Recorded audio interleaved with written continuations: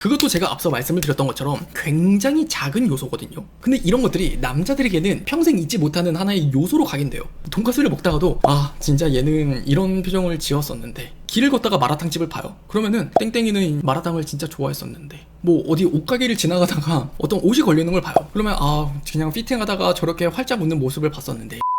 자, 오늘도 남녀의 인간관계를 관통하는 그런 본질 중 하나에 대한 이야기를 하고 싶은데요. 주제를 요약하자면 남자들이 평생 잊을 수 없는 여자, 또는 절대로 대체될 수 없는 여자라는 타이틀로 이야기를 해보고자 해요. 자, 여러분들한테 질문을 하나 먼저 드릴 건데 한번 생각을 해보세요. 관계에는 굉장히 많은 유형의 사람들이 존재해요. 그 중엔 기회주의자라고 이야기를 하는 사람들이 있는데, 기회주의자들이 가장 싫어하는 게 뭐라고 생각하세요, 여러분들은? 기회주의자들이 가장 싫어하는 게 뭘까요?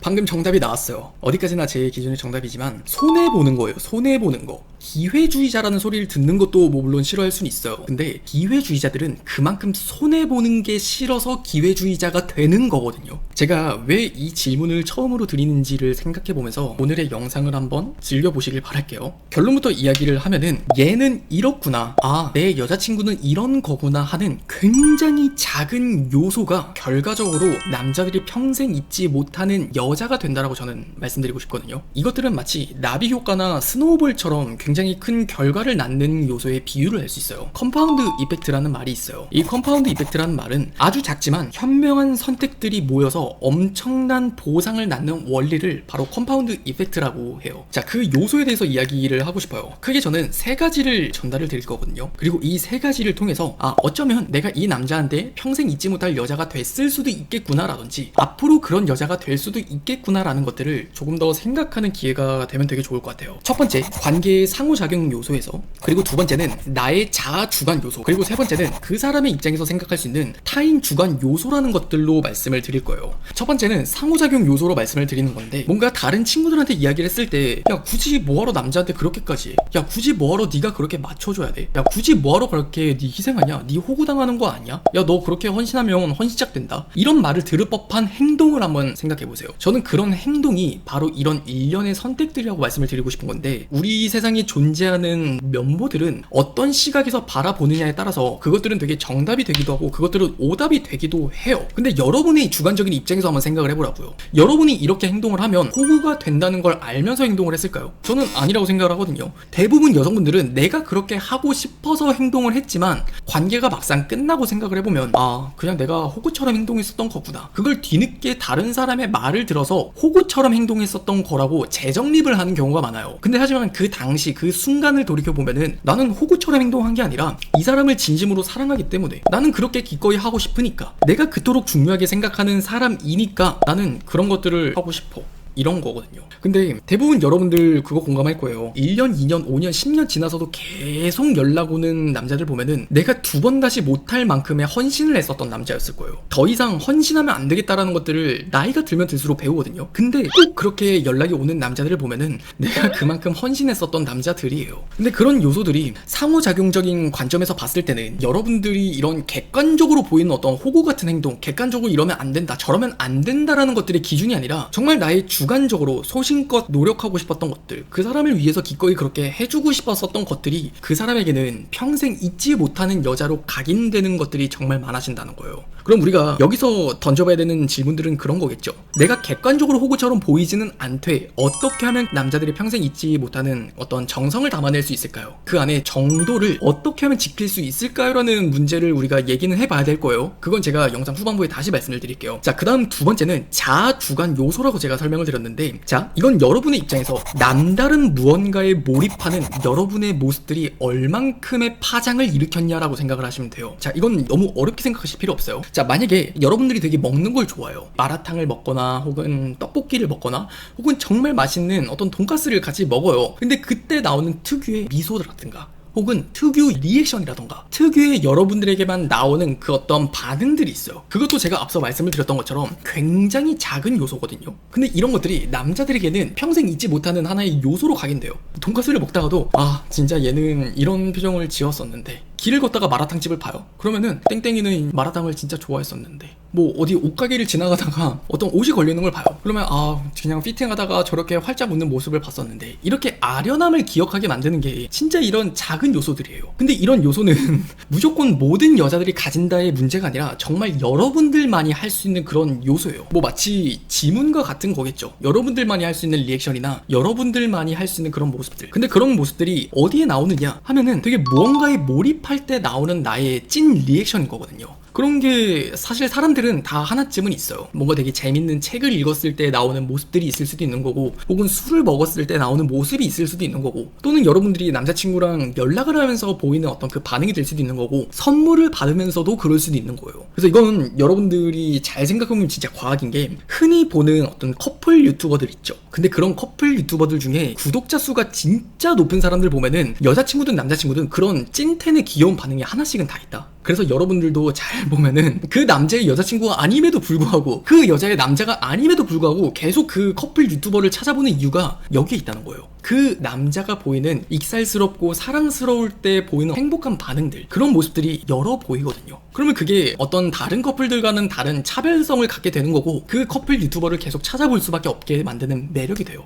그런 게 관계가 아니라 그 사람의 자아 주관적 요소로서 내가 만나는 사람에게도 그런 것들이 각인된다는 거예요. 그래서 정말 어떠한 사소한 습관이 있다면 그러한 사소한 습관들을 뭐 부끄럽게 생각을 하실 필요도 없는 거고, 이상하게 생각하실 필요 없어요. 그냥 내가 이런 요소를 가지고 있다면 내 이런 부분이 또 하나의 무기가 될 수 있겠구나 하는 관점의 변화를 받고 생각을 해보셨으면 좋겠고, 그리고 세 번째는 타인 주관 요소라고 말씀을 드렸어요. 내가 아닌 그 사람의 입장에서 생각하는 세 번째 요소는 뭐냐면, 그 사람에게 아주 자연스럽게 스며드는 모습들이에요. 이건 일본의 모습들과 굉장히 흡사한데, 남자들이 그런 요구를 되게 많이 해요. 나는 연락 많이 하는 거 안 좋아해. 나는 되게 자주 만나는 거 안 좋아해. 나는 네가 이렇게 나한테 표현 많이 해달라고 따라하는 거 나 별로 싫어해. 나는 그냥 친구 만나는 거 많이 존중해줬으면 좋겠어. 뭐 이건 되게 극단적인 예시지만, 여러분들도 어떤 남자를 만나다 보면 그 남자들이 되게 관계에서 바라는 것들이 다 다를 거거든요. 물론 여러분들도 있겠지만요. 근데 궁극적으로 이건 남녀를 불문하고 그 사람에게 되게 자연스럽게 스며드는 모습들이란 건, 바꿔 말하면 그 사람이 나에게 얼마나 맞춰줬는가요. 우리가 이런 모습들은 딱 대화라는 요소 하나만 생각해보면 너무 쉬운 문제인 게, 여러분들이 어떤 사람을 만났어요. 근데 그 사람이랑 대화가 너무 잘 통한다고 느껴지는 거예요. 나는 분명 평소 대화가 잘 통하는 사람을 만나기가 어려운데 어떤 사람을 만나는데 너무 대화가 잘 통하는 거예요. 그럼 되게 즐겁겠죠. 그럼 우리 뭐라 그래요? 와, 대박,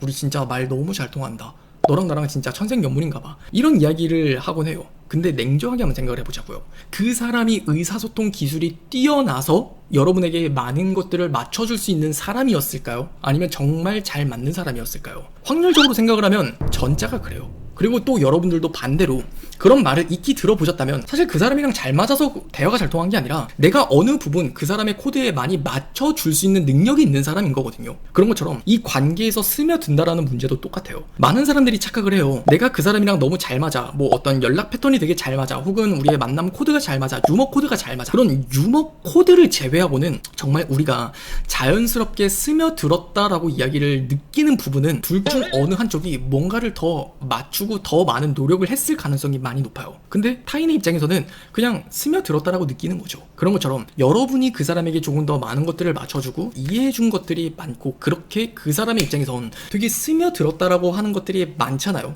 근데 거기에 플러스 알파로 그 남자 되게 고집 세고 주관 세고 자기 주관이 되게 강하잖아요. 그러면 여러분을 그만큼 특별하게 생각을 할 수밖에 없어요. 그 사람의 입장에서는요, 되게 작은 요소라고 생각을 해요. 얘랑은 이런 음식 코드도 맞네. 얘랑은 이런 여행에 대한 가치관도 맞네. 얘랑은 이렇게 수면 패턴도 맞네. 얘랑은 되게 일에 대해서 생각하는 것도 되게 비슷하네. 그런 것들이 커플들은 진짜 정말 익숙하게 생각을 하거든요. 그리고 우리 뭐라 그래요? 너랑 이런 게 안 맞아서 나는 싫어. 99가지가 잘 맞아도 그 한 가지가 안 맞아서 헤어지는 게 우리 현실 연애거든요. 근데 하지만 지나와서 생각을 해보면, 내가 왜 이토록 이 사람을 잊지 못했을까? 당시엔 몰라요. 근데 막상 다른 여자를 만나보고 비교를 하다 보면은, 와, 우리가 잘 맞았었던 것들이 쉽지 않았었던 거구나, 그 가치를 뒤늦게 깨달아요. 사람은 이런 부분에 있어서는 우매함이 있어요. 그래서 그 당시에는 얼마나 가치가 뛰어난 것인지를 나이 먹고 깨닫거든요. 어떤 시간에 대한 가치라든지 돈에 대한 가치라든지 젊음에 대한 가치, 그 많은 것들은 인간이 나이를 먹으면서 느끼듯이 우리가 젊을 때는 그런 것들을 공감하지 못하고, 관계에서도 그런 건 마찬가지인 것 같아요. 우리가 막상 누군가를 만났을 때에는 그 사람이 나와 99가지가 잘 맞는다는 것들이 얼마나 감사한 줄 그때는 몰라요. 이 단 한 가지가 안 맞으니까 난 당연히 다른 사람을 만나다 보면 이 99가지를 너무나 당연하게 맞출 수 있다는 착각을 하고 이 한 가지를 맞추기 위해서 인연을 포기하고 새로운 인연을 찾아 나서거든요. 근데 그런 우매함을 가지는 게 또 많은 20대 사람들의 연애지만 결국 그러한 사람은 평생 잊지 못하는 사람이 된다는 거예요. 그래서 세 가지 요소, 그 상호작용과 자아주관 그리고 타인 주관의 요소로 인해서 남자들도 그렇고 여자들도 그렇고 아 진짜 이 사람은 나에겐 평생 잊지 못할 수밖에 없는 사람이구나 하는 걸 말씀을 드린 거고, 제가 아까 그 말씀 드렸죠. 나중에 다시 한번 자세하게 이야기를 해보겠다고. 그 문제는 내가 너무 호구처럼 이 사람한테 맞춰주는 것도 아니고 또 나의 소신껏 어느 부분 해주고 싶은 부분을 정말 솔직하게 정말 헌신하듯 해주고 싶은 마음도 있는데 이 문제 중에 어디에 나는 중심을 잡아야 될까 하는 문제예요. 이건 저는 결론부터 말씀을 드리면 딜레마라고 말씀을 드리고 싶어요. 제가 처음으로 드렸던 질문 기억나시죠? 기회주의자들이 제일 싫어하는 게 뭔지 아냐고. 손해를 보는 걸 싫어한다고. 근데 좀 냉정한 말이지만 이미 영상을 보시는 분들 중 대다수는 유추를 하셨을 거예요. 우리는 연애를 많이 해보다 보면은 기회주의자가 될 수밖에 없어요. 내가 아픈 게 싫고 그렇게 호구 취급 당하는 게 싫어서 연애를 많이 해보다 보면 그렇게 기회주의자적인 성향을 띠게 되는 게 우리거든요. 여러분들 조금만 스스로를 돌이켜보시면은 진짜 뼈 한 대 맞은 것처럼 공감 많이 하실 거예요. 나도 그러고 싶지 않지만 어느샌가 남자를 재고 따지고 간보고 얘는 내가 이 정도까지 해줘도 될 남자인가 아닌가 그걸 따져보는 게 바로 기회주의자가 된 것과 다를 게 저는 없다고 생각을 해요. 그러다가는 결국 내가 좀 더 손이 덜 가는 남자, 나한테 좀 더 잘해주는 남자, 내 말을 정말 존중해줄 수 있는 남자, 그런 남자를 재고 따져가면서 만나게 되는 게 우리 현실적인 연애란 말이에요. 자, 근데 저는 이 문제가 무조건 이게 잘못됐다고 볼 수는 없는 것 같아요. 전문가적인 입장에서 봤을 때 이건 답이 있는 문제가 아니에요. 이건 정말 딜레마라고 말씀을 드리고 싶은 게, 내가 그런 관계 속에 기회주의자로 사느냐 혹은 타협가가 되느냐 혹은 소신가가 되느냐, 크게 연인 관계에서 추구할 수 있는 방법은 세 가지가 있어요. 이 세 가지 중 여러분에게 적절한 걸 그냥 취하면 되는 거지 그 무엇 중 하나가 정답의 문제는 아니거든요. 자, 첫 번째, 관계 속 기회주의자가 된다는 말은 다시 한번 말씀을 드리지만 잘못된 것도 아니고 나쁜 것도 아니라고 말씀을 드렸어요. 이렇게 연애를 하면은 당연히 득과 실이 있어요. 어느 정도 그런 경험이 빈번해지게 되면은 이효리 씨가 말한 것처럼 그냥 고놈이 고놈이다라고 하는 말이 있잖아요. 고놈이 고놈이다라고 이야기를 하는 것처럼 어느 정도 그냥 무던하게 관계 속에서 스트레스를 받지 않고 평온한 관계를 유지해 갈 수 있는 게 이런 기회주의자들의 연애와도 같아요. 이 관계에서 어떤 남자에게 특별하고 정말 운명 같은 만남을 가져서 이 사람만한 사람이 없어 하는 열망에 가까운 행복을 느낄 수는 없지만 그래도 그 관계 속에서 무던한 평온함을 찾을 수는 있다는 게 이런 관계의 특성의 장점이에요. 그리고 두 번째는 타협가라고 말씀을 드렸던 게 그 둘 중 무엇에서 한쪽을 취하는 게 아니라 중도를 지킨다는 말과 같아요. 그냥 마음속 한켠에는 이런 소신을 가지고는 있지만 내가 끊임없이 상처를 받을 걸 알면서도 나한테 이렇게 해주는 남자에게는 그냥 그렇게 하고, 그런 남자가 아니라면 나도 어느 정도 용기를 내보고 그렇게 매 순간 타협을 하면서 그렇게 연애를 해가는 게 있어요. 그러다 보면은 때로는 상처를 받기도 하지만 또 때로는 이 사람을 만나서 내가 정말 많이 사랑을 받는구나. 확실히 첫 번째 케이스보다는 남자와의 관계를 통해서 행복을 느끼는 부분이 더 커요. 그리고 마지막 세 번째는 소신가라고 말씀을 드렸는데, 와, 이건 정말 거의 그냥 예수님이 걸어가신 가시밭길과 다를 게 없어요. 정말 매 순간 상처받기 쉽고 매 순간 나를 호구 취급 당할 수밖에 없는 그런 관계에 노출이 되어 있어요. 정말 이런 소신을 가지고 있는 사람은 제 주관적인 경험이지만 10명 중에 9명, 8명은 대부분 타협을 하거나 기회주의자처럼 연애를 해요. 이건 여자뿐만이 아니라 남자들도 그런 생각을 해요. 어차피 여자들한테 잘해줘봤자 다 소용없어. 여자들은 다 잘해주면 그 정도가 끝이 없어. 얘한테 해주면 그것들을 고마워할 줄 모르고 계속 더 해달라 그래. 이런 편견을 가지고 있는 게 또 많은 남자들의 연애 방식이에요. 실제로 많은 여성분들은 남자친구한테 더 많은 것들을 바라게 되는 모습도 있으니까요. 근데 그런 것처럼 남자들 역시도 그렇기 때문에 이 소신을 지키면서 연애를 한다는 게 그 선택 자체가 진짜 쉽지 않아요. 그래서 내가 이런 소신을 지킨다는 건 어떤 로또를 바라듯이 배팅을 크게 한다고 계속 생각을 하시면 돼요. 제가 단언컨대 말씀을 드릴 수 있는 거는 지금 여러분들이 보고 있는 저라는 사람은 사실 소신가 타입이에요. 저는 어렸을 적부터 좋은 아빠가 되고 싶다는 꿈을 가져왔고 그 어떤 단 한 사람을 만나기 위해서 끊임없이 상처받고 끊임없이 가시밭길을 걸으면서 여성에 대한 혐오, 장담해요. 저보다 여성 혐오가 또 심한 사람은 없을 거라고 제가 진짜 장담하거든요. 그 정도로 되게 많은 별의별 케이스를 겪어봤지만 그래도 그냥 그런 사람도 있구나. 그래, 그런 사람도 있는 거지. 그래도 그렇지 않은 사람이 또 있는 거잖아. 그 어떤 희망의 끈을 놓지 않았었던 것 같아요. 그래서 지금의 여자친구를 만나서 되게 행복하게 연애를 하고 있지만 달라요. 이 연애라는 게 진짜 짜릿합니다. 그냥 소신과 타입처럼 연애를 하면서 누군가를 만난다는 건 그만큼 가시밭길을 많이 걸어오기도 하지만 이 관계가 주는 행복이라는 게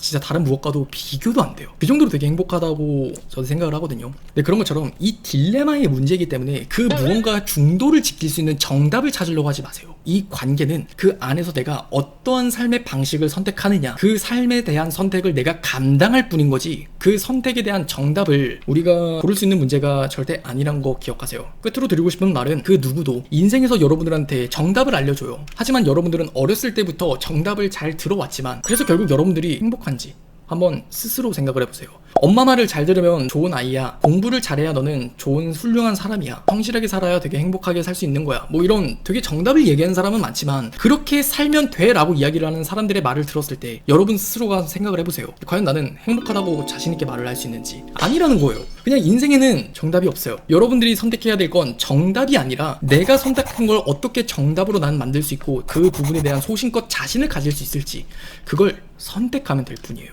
그래서 유명한 말을 끝으로 드리고 싶네요. 인생은 B와 D 사이의 C다. 오늘 영상도 많은 도움이 되었으면 좋겠습니다.